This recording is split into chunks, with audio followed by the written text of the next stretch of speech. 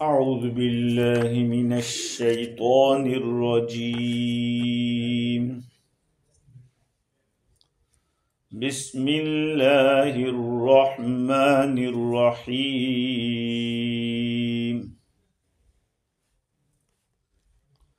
وما هو على الغيب بضنين وما هو بقول شيطان رجيم فأين تذهبون إن هو إلا ذكر للعالمين لمن شاء منكم أن يستقيم وما تشاءون إلا أن يشاء الله رب العالمين. صدق اللہ العظیم. بزرگوں، پیارے بھائیوں، گفتگو ہماری یہ چل رہی تھی کہ کفار مکہ حضور اکرم صلی اللہ علیہ وسلم پر نازل ہونے والے کلام کو یا تو کہانت کہتے تھے کہ جوتش والی باتیں ہیں، یا یہ کہتے تھے کہ ان کے پاس کوئی شیطان آتا ہے اور چپکے چپکے کچھ باتیں ان کو سنا دیتا ہے. وہی لوگوں کو یہ کہتے ہیں، اس کو اللہ کا کلام کہہ رہے ہیں. اللہ تعالیٰ نے اس کو کلیئر کر دیا. لیکن ایک سوال ہوتا ہے کہ یہ تو قرآن کو مانتے ہی نہیں، پھر قرآن میں جواب دینے کا کیا مطلب؟ سمجھ رہے ہیں بات کو؟ ایک آدمی کو آپ گورنمنٹ کا آدمی مانتے نہیں، ایک آدمی کو، اور وہ کہہ رہا ہے کہ گورنمنٹ نے اس طرح کی ایک اسکیم بیان کی ہے، بتلائی ہے، تو پھر اس کو کیسے مانا جائے گا جب اس کو ہی ہم گورنمنٹ کا آدمی نہیں مانتے؟ تو سمجھ رہے ہیں بات کو؟ تو قرآن مجید کے بارے میں ان لوگوں کا جواب کیسے ہوگا؟ اس کا جواب یہ ہے کہ یہ چیز اگر آدمی تمام قسم کے تعصبات اور ایک تشدد کو ہٹا کر ٹھنڈے دماغ سے سوچے تو قرآن مجید کی حقانیت کا قائل ہو جائے گا. کیسے قائل ہوگا؟ نبی اکرم صلی اللہ علیہ وسلم جب رات کو قرآن پڑھتے تھے تو یہی کفار چپ چاپ سننے کے لیے پہنچتے تھے. ہاں، قرآن حضور پڑھ رہے ہیں زور سے، یہ لوگ ادھر ادھر کے الگ الگ راستوں سے آ کے یہی کفار سنتے تھے، اور بڑے بڑے کفار، اور پھر کہتے تھے کہ کل نہیں آئیں گے، پھر دوسرے دن سننے کے لیے جاتے تھے. دوسری بات یہ ہے کہ قرآن مجید کے مضامین کے اوپر آدمی غور و فکر کرے، مضامین کے اوپر، تو ایک انصاف پسند آدمی یہ کہے بغیر رک نہیں سکتا کہ یہ کلام الہی ہے. کیونکہ نبی اکرم صلی اللہ علیہ وسلم نے کسی اسکول میں، یونیورسٹی میں جا کے پڑھا نہیں تھا.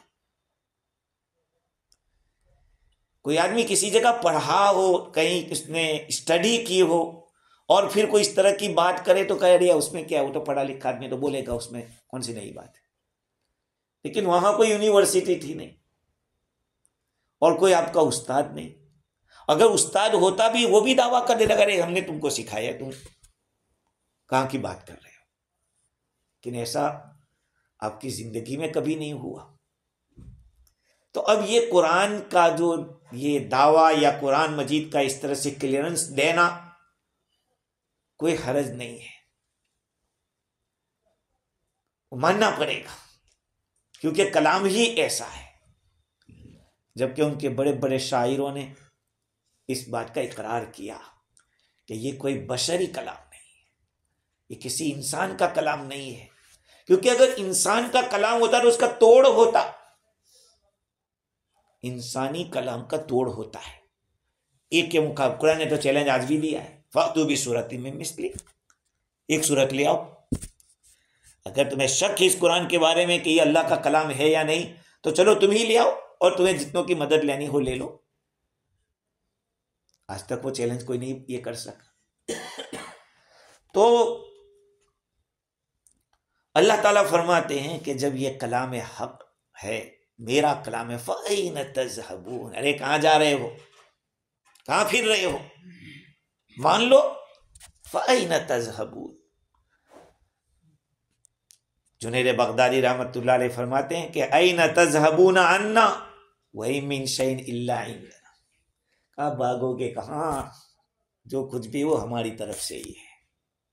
جنید بغدادی رحمۃ اللہ فرماتے ہیں أَيْنَ تَذْهَبُونَ عَنَّا، ہم سے رٹ کے یا بھاگ کے کہاں جاؤ گے. وَإِن مِّن شَيْءٍ إِلَّا مِنْ عِندِنَا، جو کچھ بھی پاؤ گے وہ ہماری طرف سے پاؤ گے، ہمارا ہی ہے. جہاں کہیں بھی جاؤ گے، خدا کی بادشاہت ہر جگہ پر ہے. اور تعویلات نجمیہ میں لکھا ہے کہ أَيْنَ تَذْهَبُونَ مِن طَرِيقِ الْحَقِّ إِلَى طَرِيقِ الْبَاطِلِ وَتَتْرُكُونَ الْاِقْتِدَاءَ بِالرُّوحِ وَاخْتَارُونَ اتِّبَاعَ النُّفُوسِ، کہ کہاں جاؤ گے راہ حق کو چھوڑ کر باطل کی طرف، کہاں جا رہے ہو، اور روح کی پیروی کرنے کو چھوڑ کے کیوں تم نفس کی پیروی کو اختیار کر رہے ہو. انسان کے اندر یہ جو دل ہے نا، اس کے دو دروازے ہیں دل کے. ایک دروازہ روح کی طرف کھلتا ہے تو ایک نفس کی طرف کھلتا ہے. نفس ہمیشہ نقد کی طرف جاتا ہے اور روح ہمیشہ ادھار کی طرف جاتی ہے. نفس ہے نا، وہ کیش نفع دیکھتا ہے، اور روح ہے وہ بعد میں کیا ہوگا اس کو بتاتی ہے، کیونکہ روح اوپر سے آئی ہے. ہاں، روح اوپر سے آئی ہے، اس لیے وہاں کی غذا، اس کی غذا بھی اوپر سے ہی آتی ہے. تو اور وہ اوپر کے حالات سے واقف ہے. تو تعویلات نظمیہ میں یہ کہا فَأَيْنَ تَذْهَبُونَ، یہاں اللہ تعالیٰ نے ان کے فاسد خیال کے اوپر خفگی کا اظہار کیا ہے، گھڑکی ظاہر کی ہے کہ اچھا کہاں جاؤ گے، بولو نہیں مانتے ہو. اللہ تعالیٰ نے بنی اسرائیل کو ان کی شرارت کے اوپر کیا کیا تھا، پہاڑ اٹھا دیا ہے، نہیں مانو گے ابھی گراتے ہیں تمہارے پہاڑ کو. وَرَفَعْنَا فَوْقَهُمُ الطُّورَ، کوہ طور کو ان کے اوپر اٹھا دیا. فَأَيْنَ تَذْهَبُونَ، پھر کدھر جاتے ہو، کن حالات میں سرگرداں ہو امر واقعی کو چھوڑ کر ایسے احتمالات جن کا ہونا ہرگز ناممکن ہے، ادھر کہاں جا رہے ہو. اصل میں ان لوگوں کی جو گمراہ طلبی ہے، گمراہی کو تلاش کرنا اور ادھر جانا، اس کے اوپر ایک افسوس کا اظہار اور صحیح راستے کو چھوڑنے پر ان کو ڈانٹ پلائی ہے. ان کی حالت کو ایک مثال سے بیان کیا گیا ہے، حق کو چھوڑ کر حق سے ہٹ کے باطل کی طرف جانے کو. ابن کثیر رحمۃ اللہ علیہ فرماتے ہیں کہ تمہاری عقلیں کہاں جا رہی ہے کہ تم قرآن کو جھٹلا رہے ہو، حالانکہ قرآن بالکل ظاہر ہے، واضح ہے، اور یہ بھی کھلا ہوا ہے کہ اللہ تعالیٰ کی طرف سے ہے. صدیق اکبر رضی اللہ تعالیٰ عنہ کے پاس بنو حنیفہ کا ایک وفد آیا تھا، مسلمان بن کے آئے تھے وہ لوگ. تو ان کو حکم دیا حضرت ابوبکر صدیق رضی اللہ عنہ کہ چلو کچھ سناؤ. تو یہ آئے تھے مسیلمہ کذاب کے پاس سے. مسیلمہ کذاب نے نبی صلی اللہ علیہ وسلم کے زمانے میں نبوت کا جھوٹا دعویٰ کیا تھا. تو اس کو کہا، ان لوگوں کو کہا اچھا آپ لوگ سنائیے کچھ. تو مسیلمہ کا جو کلام تھا، جو بالکل گرا ہوا کلام، رقیق کلام، انہوں نے سنایا. حضرت صدیق اکبر رضی اللہ عنہ فرمائے کہ این تذهب عقولکم، أين يذهب بعقولكم والله إن هذا الكلام لم يخرج من الله أي من الہ، اللہ کی قسم یہ کلام جو تم لائے ہو وہ اللہ کا کلام نہیں ہے۔ دیکھو عربی زبان ہے، زبان عربی ہے، اور عربی آپ قرآن ہی کے الفاظ سے کچھ بنا دو وہ نہیں بن سکتا کلام، اس لیے کہ کلام معجز ہے۔ سمجھ رہے بات کو؟ بھائی الفابیٹ بھی وہی اور وہ ورڈز بھی وہی، گرامر بھی وہی، لیکن پھر بھی قرآن جیسا کلام نہیں کر سکتے۔ ان ہوا الا ذکر للعالمین، یہ عالمین کے لیے نصیحت ہے۔ عالمین سے مراد جنات، انسان اور فرشتے، یہ سب کو عالمین کہا۔ تو عالمین میں یہ ساری چیزیں بھی آتی، کئی ہزار عالم ہیں، لیکن چونکہ ذکر یعنی نصیحت لینا، ذکر کرنا، یہ زیادہ تر کام ہے ان تین مخلوق کا، جنات کا، انسان کا اور فرشتوں کا۔ ان ہوا الا ذکر للعالمین، یا یہ کہے کہ عالمین سے مراد ساری مخلوق ہے، ساری مخلوق کے لیے یہ نصیحت ہے۔ بھئی جنات بھی نصیحت حاصل کرتے ہیں قرآن سے، وہ بھی قرآن پڑھنے کو پسند کرتے ہیں اور قرآن کو سن کر گناہ سے بچتے ہیں۔ نہیں، سورہ جن کو پڑھی، قل اوحی الی انہ استمع نفر من الجن فقالوا انا سمعنا قرآنا عجبا یہدی الی الرشد فآمنا به ولن نشرک بربنا احدا۔ یہ قرآن جنات نے جو بات کہی تھی، اللہ تعالیٰ فرماتے کہ نبی جی آپ ان کو بتا دو کہ میری طرف وحی کی گئی ہے کہ جناتوں کی ایک جماعت نے قرآن سنا، نفر من الجن، اور سن کے کیا کہا؟ انا سمعنا قرآنا عجبا، ہم نے عجیب قرآن سنا ہے۔ تو کیا کرتا ہے؟ یہدی الی الرشد، ہدایت کی طرف بلاتا ہے۔ فآمنا بھی، ہم بھی ایمان لیا سن کے۔ جس وقت نبی اکرم صلی اللہ علیہ وسلم کی بعثت ہوئی، نبوت کا اعلان ہوا، تو دنیا کے اندر جہاں عرب دنیا میں کھلبلی مچ گئی، وہاں شیاطین کی دنیا میں بھی بہت بھاری بھوچال آ گیا، پریشان ہو گئے۔ تو تلاشی کے لیے بھیجا کہ جاؤ دنیا میں دیکھو کچھ کوئی عجیب بات ہوئی ہے، کچھ انقلاب آیا ہے دنیا کے اندر۔ تو ڈھونڈتے ڈھونڈتے ایسے پہنچ گئے مکہ مکرمہ، تو قرآن سنا انہوں نے، کہا قرآن عجیب قرآن سنا ہے، اور سن کے وہ ایمان میں داخل ہو گئے۔ تو قرآن سے وہ ڈرتے بھی ہیں، قرآن کی آیتوں سے، احکام سے ڈرتے بھی ہیں، اور تلاوت قرآن کو اپنے مالک حقیقی سے قرب معنوی کا ذریعہ بھی سمجھتے ہیں کہ اس سے قرب ملتا ہے اللہ تعالیٰ کا۔ ایک زمانے میں یہ جتنے شیاطین اور جنات تھے وہ انسانوں سے ڈرتے تھے، آج بھی اللہ والوں سے ڈرتے ہیں۔ آیت الکرسی پڑھ کے سو جاؤ، دیکھو پھونک کے، سورہ بقرہ کی آخری آیات کو پڑھ لو۔ کل رات میں اپنے شیخ کا بیان سن رہا تھا، الہ آباد میں جب خانقاہ چل رہی ایک بات چل رہی تھی، تو وہ تعویذ کی بات کر رہے تھے، تعویذ کا اثر۔ تو کوئی ایک صاحب ہوں گے تو ایک بزرگ کے پاس گئے اور تعویذ کا انکار کرنے لگے، تو انہوں نے اس آدمی کو ڈانٹ دیا، تو اس کا چہرہ ایسے چینج ہو گیا، لال پیلا ہو گیا کہ مجھے ڈانٹا ہے۔ شیخ نے بتایا کہ کیوں چہرہ بدل گیا تمہارا؟ کیوں بدل گیا؟ میرے الفاظ سے تمہارا چہرہ بدل سکتا ہے، تو قرآن کے الفاظ سے بیماریاں نہیں بدل سکتی، صحت میں نہیں آ سکتی، یہ تو اللہ کا کلام ہے۔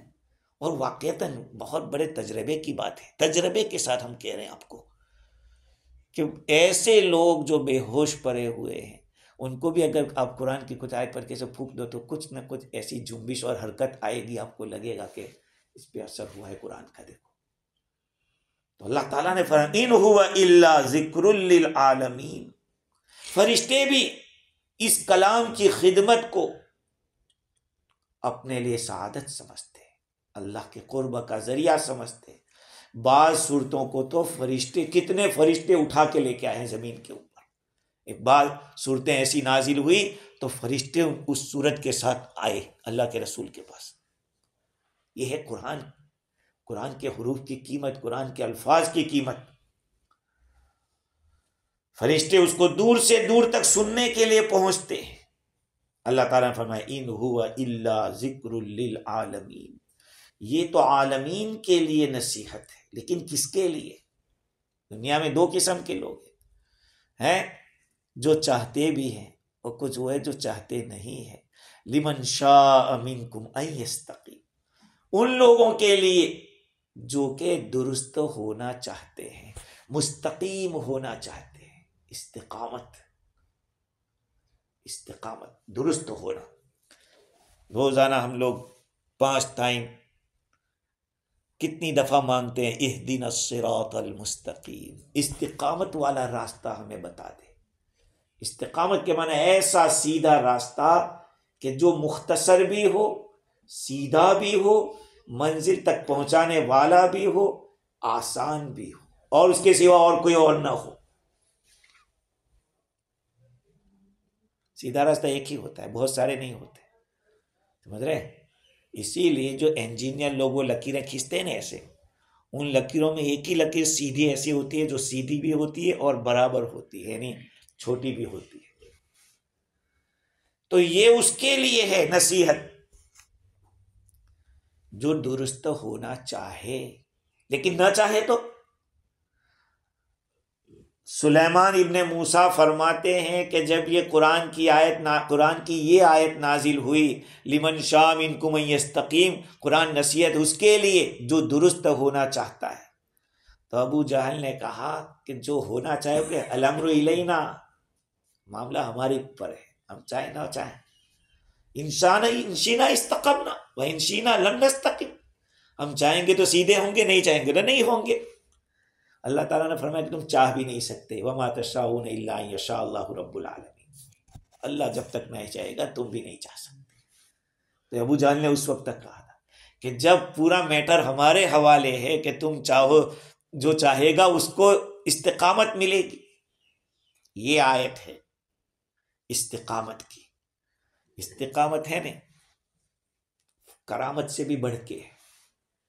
کرامت جو ہوتی ہے، کرامت جانتے ہو نا، کوئی آدمی نبی کے سوا کوئی آدمی، دیندار آدمی کوئی ایسی بات کر دے جو عقل میں آتی نہ ہو، اس کو کرامت کہتے ہیں۔ الکرامت حق، کرامت حق ہے۔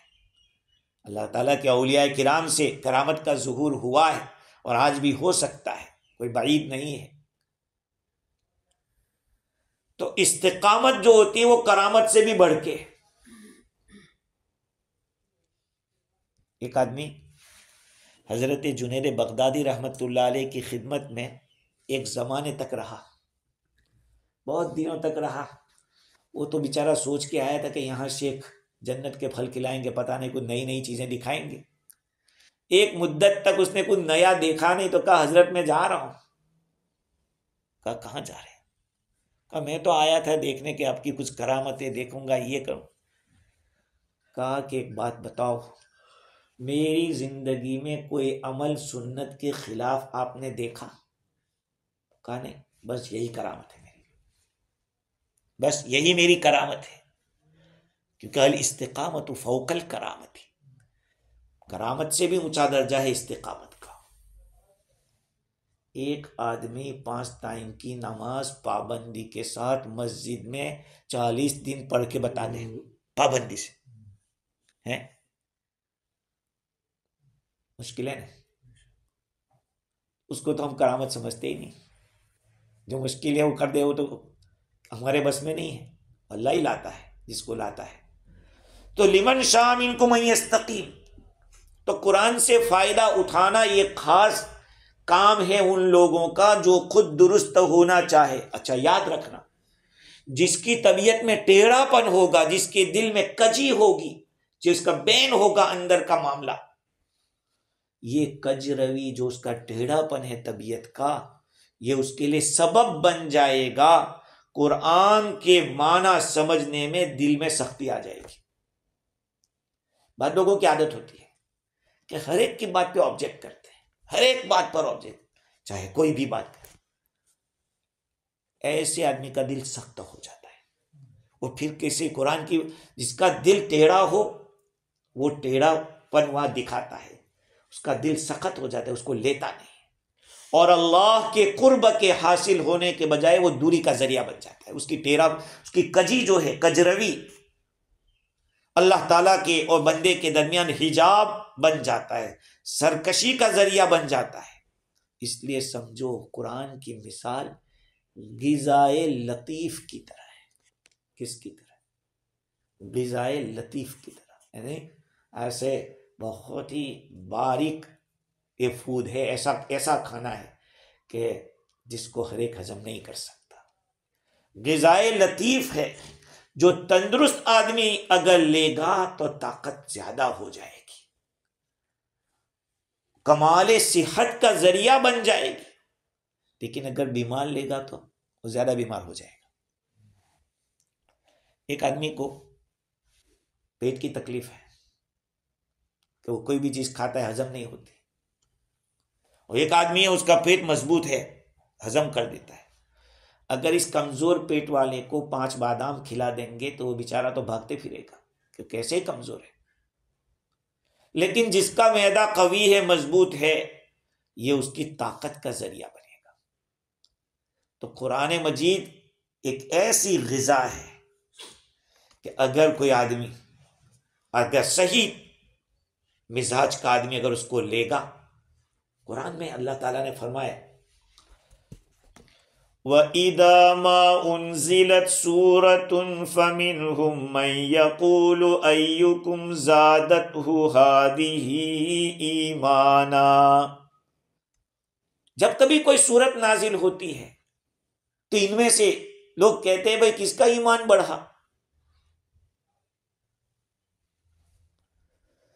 فَأَمَّا الَّذِينَ آمَنُوا، جو ایمان والے ہوتے ہیں، فَزَادَتْهُمْ إِيمَانًا وَهُمْ يَسْتَبْشِرُونَ.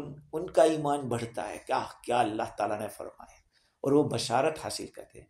وَأَمَّا الَّذِينَ فِي قُلُوبِهِمْ مَرَضٌ فَزَادَتْهُمْ رِجْسًا إِلَىٰ رِجْسِهِمْ وَمَاتُوا وَهُمْ كَافِرُونَ. جن کے دلوں میں بیماری ہے، جب قرآن کی آیت سنتے تو اور جلتے ہیں، ان کی گندگی میں اور اضافہ ہوتا ہے، گندگی بڑھتی چلی جاتی اور وہ کافر ہو کر مرتے ہیں. ان آیتوں نے یہ بات بتلا دی کہ قرآن مجید ایک ایسی غذا ہے کہ تندرست بدن کو مزید تندرستی مہیا کرتی ہے اور بیمار آدمی کو اور بیمار کر دیتی ہے.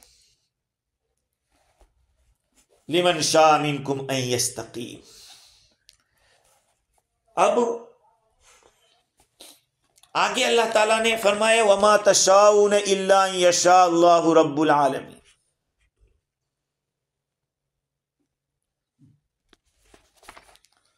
تم چاہ بھی نہیں سکتے مگر یہ کہ اللہ رب العزت رب العالمین چاہے. جب تک اللہ تعالیٰ نہیں چاہے گا وہاں تک ہم بھی نہیں چاہ سکتے. مطلب یہ ہے ہمارا ارادہ وہ بھی کسی کے ارادے کے تابع ہے. ہمارا ارادہ کسی کے ارادے کے تابع ہے. جب ہم اس کے قبضے قدرت میں ہیں اور اللہ تعالیٰ کے ارادے کے ہمارا ارادہ تابع ہے تو پھر کیا ہوگا؟ جب ادھر سے ارادہ ہوگا تب. شاہ عبد العزیز محدث دہلوی رحمۃ اللہ علیہ نے اس کو ایک مثال سے یوں سمجھایا کہ ایک بازیگر ہوتا ہے، بازیگر لوگوں کو کھیل دکھاتا ہے، کھیل دکھاتا ہے. تو پتلیاں ایسے رکھی ہوئی ہیں. اب یہ جو پتلیاں ہیں اس کا کنیکشن یہ بازیگر کے ساتھ ہے. وہ ایسے ہلاتا ہے تو پتلیاں ہلتی ہے، ایسے ہلتی ہے. کہا ایسے ہی سمجھ لو کہ ہم بھی اللہ تعالیٰ کے اختیار میں ہے، ہمارا ارادہ بھی، لیکن فرق اتنا ہے کہ ادھر سے ارادہ ہوتا ہے اللہ تعالیٰ کی طرف سے تو بندے میں ارادہ پیدا ہوتا ہے. اب بندے میں ارادہ پیدا ہوا تو بندہ جو کچھ کرے گا وہ اپنے ارادے اور اختیار سے کرے گا. اس کے مقابلے میں جو بازیگر کی جو پتلیاں ہوتی ہے وہ اختیار میں تو اس میں ہے بازیگر کے، لیکن بازیگر میں یہ طاقت نہیں ہے کہ ان پتلیوں میں ارادہ ڈال دے اور اختیار ڈال دے. یہ ہے فرق. اللہ کی قدرت میں ہے کہ ان چیزوں میں اختیار ڈال دے، بندے کے دل میں ڈال دے، لیکن بازیگر کے ہاتھ میں یہ طاقت نہیں ہے. ہاں وہ فقط حرکت دے سکتا ہے، ایسے حرکت کرے گا تو وہ پتلیاں ہلے گی، لیکن وہ اپنے ارادے سے ہلے نہیں. اس کے مقابلے میں حضرت انسان کا مسئلہ یہ ہے کہ انسان ارادہ خود کرے گا اور آگے کا کام بھی خود کرے گا، لیکن پہلے ارادہ ادھر ہوگا. اللہ تعالیٰ چاہے گا، ادھر بندے میں ارادہ پیدا ہوا کہ مجھے یہ کرنا چاہیے یا نہیں کرنا چاہیے ہے. اب جو آگے کر رہا ہے وہ بندہ اپنے اختیار سے کر رہا ہے. ہاں کوئی مجبور نہیں ہے بندہ،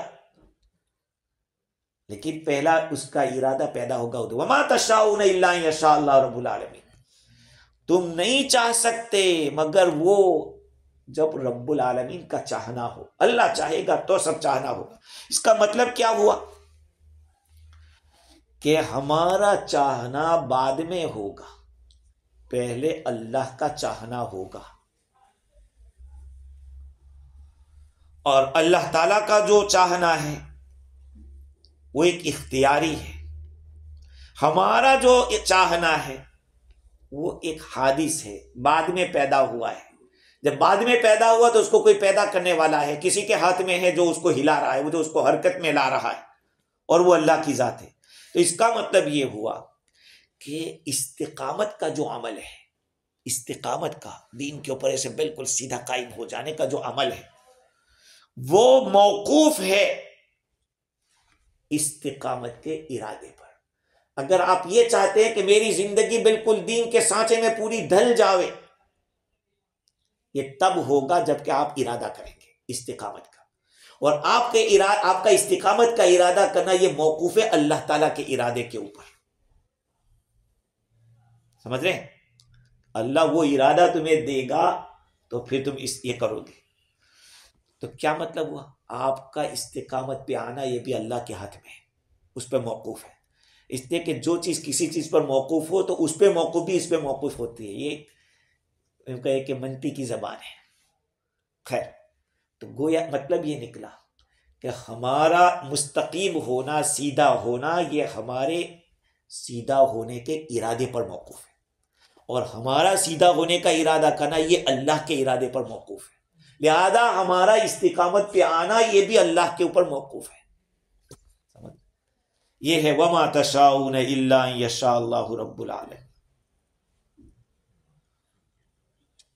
حدیث شریف میں، حدیث قدسی میں ہے، یا ابن آدم ترید وانا ارید. تو بھی چاہتا ہے میں بھی چاہتا ہوں، یعنی ایک ارادہ تیرا ہوتا ہے اور ایک ارادہ میرا ہوتا ہے. فتتعب فیما ترید. تو تھک جائے گا اپنے ارادے میں، تو تھک جائے گا. ولا یکون الا ما ارید. اور ہوگا وہی جس کو میں چاہوں گا. تو عقل مندی کیا ہے؟ عقل مندی کیا ہے؟ اسی کے ارادے میں، اسی کے چاہنے میں اب چاہنے والے بن جاؤ.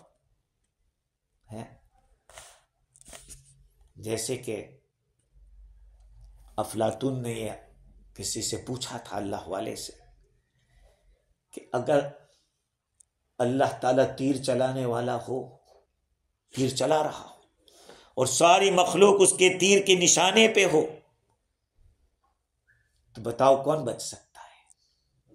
تو اللہ والے نے کہا کہ جو تیر چلا دے اسی کے پاؤں میں پڑ جاؤ. وہ اپنے پاؤں میں تو تیر مارے گا نہیں. تو اسی کے ارادے میں ہم لوگ آ جاویں، اسی کی مشیت پہ ہم لوگ راضی ہو جاویں، وہب ابن منبی رحمۃ اللہ علیہ کے حوالے سے تفسیر روح البیان میں لکھا ہے کہ میں نے آسمانی کئی کتابوں کو پڑھا، اس میں ایک بات میں نے پائی، من جعل الى نفسه شيئا من المشیئۃ فقد کفر، کوئی بھی بندہ اپنی چاہت کو اپنی طرف منسوخ کرے، میں نے کیا ہے، میرے چاہنے سے ہوا ہے، مجھ سے ہوا ہے، تو کہو گیا۔ جس آدمی نے اپنے نفس کی طرف اپنی چاہت میں سے کسی چیز کو منسوخ کر دیا تو کہا کہ فقط کفر، اس نے کفر کر دیا۔ مطلب یہ ہے کہ میرا اور آپ کا چاہنا بھی اللہ کے چاہنے پر موقوف ہے۔ وما تشاؤون الا ان یشاء اللہ رب العالمین۔ حضرت ابو بکر واسطی رحمۃ اللہ علیہ کے حوالے سے روح البیان میں لکھا کہ اعجزک فی جمیع صفاتک، اللہ تعالیٰ نے تجھے عاجز بنایا ہے، تو پاورفل نہیں ہے۔ تو تھوڑی دیر کے لیے سمجھ لو، اگر آدمی کو 2-4 دن بخار لگ جاتا ہے تو وہ صحیح ڈھنگ سے چل نہیں پاتا ہے، کتنا عاجز ہے، کتنا کمزور ہے۔ ایک دن بھی اچھا خاصا تیز بخار آ جاوے تو آدمی ڈھیلا ہو جاتا ہے۔ تو کہا اللہ تعالیٰ نے تجھے عاجز بنایا ہے اپنی ساری صفات کے اندر، فلا تشاء الا فی مشیتی، تو چاہ بھی نہیں سکتا مگر وہ چاہے، ولا تعمل الا بقوتی، تو کوئی عمل بھی نہیں کر سکتا مگر جب کہ وہ تجھے قوت دے، ولا تطیع الا بفضلہ، اور تو اطاعت بھی نہیں کر سکتا مگر اس کے فضل سے، ولا تعصی الا بخذلانہ، اور تو نافرمانی بھی نہیں کر سکتا جب تک کہ وہ تیری مدد چھوڑ نہ دے۔ تجھے اللہ تعالیٰ ایسے کہ جا، تو اپنی منمانی کرا، اچھا جا، کہا اب یہ نافرمانی کرے گا۔ اللہ جس کو چھوڑ دیتا ہے تو وہ نافرمانی میں لگتا ہے۔ تو اب بتاؤ، فماذا یبقی لک، اب تیرا رہا کیا؟ چاہت تیری نہیں، طاقت تیری نہیں، عمل تیرا نہیں، تو پھر تیرا ہے کیا؟ تیرا کچھ بھی نہیں، تو ہم ایسے کہ کسی نے غلام خریدا تھا تو اس غلام سے پوچھا کہ کیا کھاؤ گے؟ کہ جو کھلاؤ گے۔ کیا پیو گے؟ کہ جو پلاؤ گے۔ کہاں رہو گے؟ کہ جہاں رکھیں گے۔ ہم اللہ کے ساتھ ایسے ہو جائیں، ہم اللہ کے ساتھ نہیں ہوں گے پھر بھی چلنے والا تو میرا اور آپ کا کچھ ہے نہیں، ہوگا تو وہی جو اس نے چاہا ہے، اور جو کچھ بھی ہوتا ہے اس کی توفیق سے ہوتا ہے۔ تو شاہ عبد العزیز رحمۃ اللہ علیہ فرماتے ہیں کہ دیکھو، اللہ تعالیٰ کا فعل اور سبب، ان دونوں کے بندہ کا جو عمل ہے وہ، اور اس عمل کا جو سبب ہے وہ، اس بیچ میں اللہ تعالیٰ کی ذات حائل ہے، وہ واسطہ ہے، اور اسی فعل کو اس سبب کے ذریعے اللہ تعالیٰ کرا دیتا ہے۔ تدبیرات دنیاوی میں غلط اور صحیح، دیکھو کچھ آدمی دنیا میں کچھ کرتا ہے، مثال کے طور پر انہوں نے مجھ سے مشورہ لیا اور مشورہ لے کر انہوں نے کچھ کام کیا، اب اس کام میں کچھ آگے پیچھے ہو گیا تو ان کو مجھے کوئی نہیں کہے گا کہ یار تم نے کیسا مشورہ دیا تھا، ان کو کہے گا کہ کیا کیا تم نے کیا کیا۔ بس ایسے ہی سمجھ لو، اللہ تعالیٰ کی طرف ہم یہ نہیں کہہ سکتے کہ یہ گناہ کیا تو اسی نے کرایا ہے، نہیں، اللہ نے ہمیں اختیار دیا، یہ یہاں رکھا ہے دماغ، عقل یہاں رکھی ہے، دونوں کو کا کمیونیکیشن ہوگا دونوں کا، اس کے بعد اگر کچھ کرو گے تو اب فیصلہ آپ نے کیا ہے۔ اللہ تعالیٰ نے تو عقل دی تھی کہ تمہیں کیا کرنا چاہیے، میری شریعت تو یہ ہے کہ یہ کرو، اور تمہارا دماغ کہتا ہے وہ کرو گے تو پھر مار کھاؤ گے۔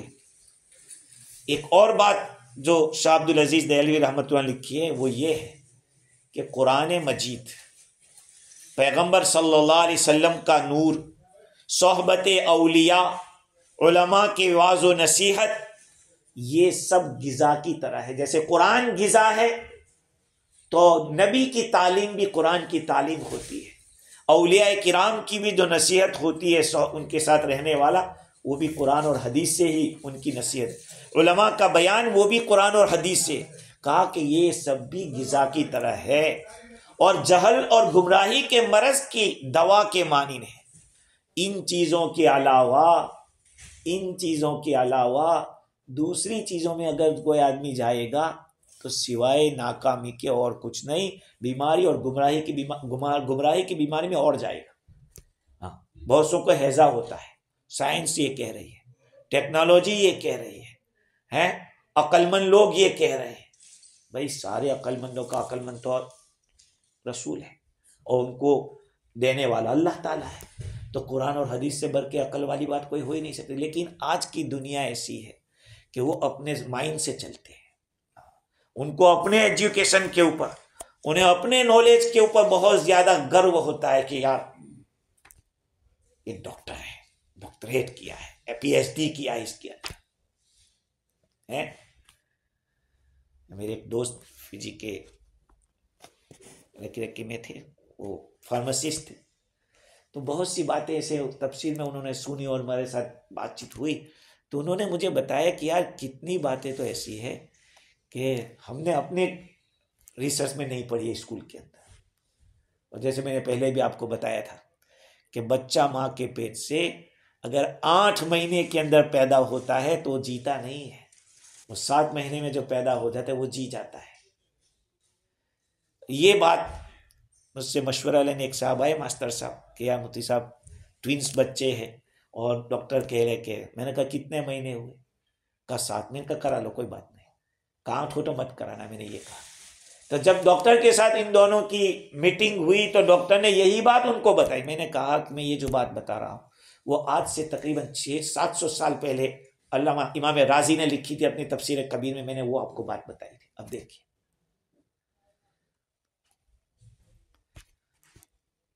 تو اللہ تعالیٰ کے کلام کے اندر وہ نور ہوتا ہے، بزرگوں کی صحبت کے اندر اور دینی تعلیم کے حلقوں کے اندر، واعظ و نصیحت کے اندر ایک بہت بڑا فائدہ ہے۔ مجھے وہ بات یاد آئی، بیان القرآن کے اندر مولانا اشرف علی تھانوی نور اللہ مرقدہ نے ایک بات بیان کی ہے اسی صورت کے اندر، وَإِذَا النُّفُوسُ زُوِّجَتْ، یہ آیت گزری اوپر، وَإِذَا النُّفُوسُ زُوِّجَتْ، جب کہ جانوں کو ایک دوسرے کے ساتھ ملا دیا جائے گا، صالح لوگوں کو صالح کے ساتھ، نالائقوں کو نالائقوں کے ساتھ ملا دیا جائے گا، یعنی ہر نفس اپنے ہم شکل کے ساتھ مل جائے گا۔ مولانا تھانوی رحمۃ اللہ علیہ مسائل سلوک کے تحت یہ بات لکھتے ہیں کہ ایک علماء کی، محدثین کی ایک جماعت نے ایک حدیث نقل کی ہے۔ حضرت نعمان بن بشیر رضی اللہ عنہ فرماتے ہیں کہ حضرت عمر رضی اللہ عنہ کو اس آیت کے بارے میں پوچھا گیا، وَإِذَا النُّفُوسُ زُوِّجَتْ، جب جانوں کو ملا دیا جائے گا، کہ اس کا کیا مطلب؟ فرمایا یقارن الصالح مع الرجل الصالح فی الجنہ، نیک آدمی کو نیک آدمی کے ساتھ جنت میں ملا دیا جائے گا، وَيُقْرَنُ الرَّجُلُ السُّوءَ مع الرَّجُلِ السُّوء، نالائق آدمی کو نالائق آدمی کے ساتھ فی النار، جہنم میں ملا دیا جائے گا۔ مولانا تھانوی فرماتے کہ فَهَذَا تَزْوِيجُ النَّفْسِ، فَذَلِكَ تَزْوِیجُ ہے نفسوں کو ملا دیا جانا۔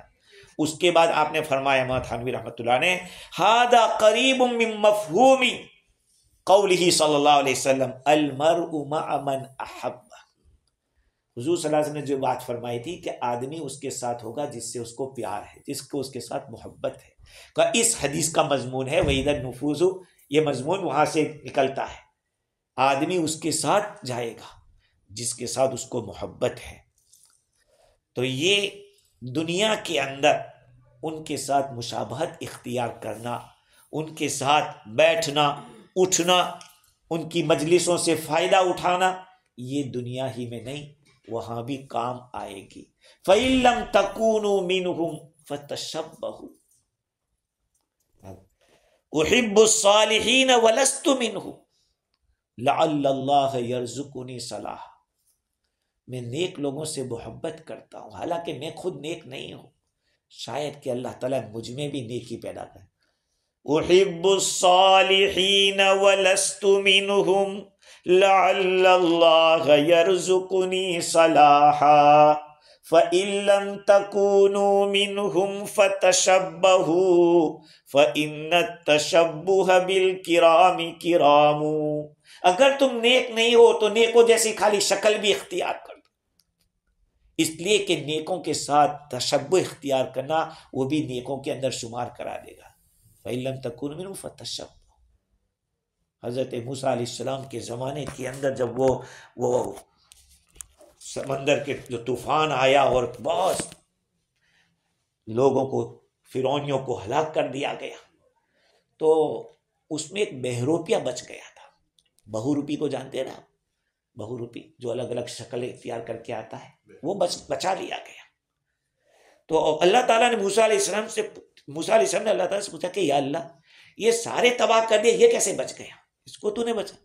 کہ موسیٰ یہ کبھی کبھی تیری کاپی کرتا تھا، وہ تیری شکل اختیار کرتا تھا، کہ اس وجہ سے بچ گیا. تو یہ ہے فَإِن لَمْ تَكُونُوا مِنْهُمْ فَتَشَبَّهُوا. اگر تم نیک نہ ہو تو نیکوں کی شکلیں اختیار کرو. ہاں، لباس ایسا پہن لو، اپنی وضاقتیں ایسی بنا لو نیکوں جیسی، تو ہو سکتا ہے اللہ تعالیٰ انہی کے ساتھ اٹھا لے. خیر، اللہ تعالیٰ ہمیں مزید قرآن مجید کی طرف متوجہ ہونے کی توفیق دے اور علم نافع عطا فرمائے. کل انشاءاللہ سورہ عبس و تولی کی ہوگی. سبحان اللہ.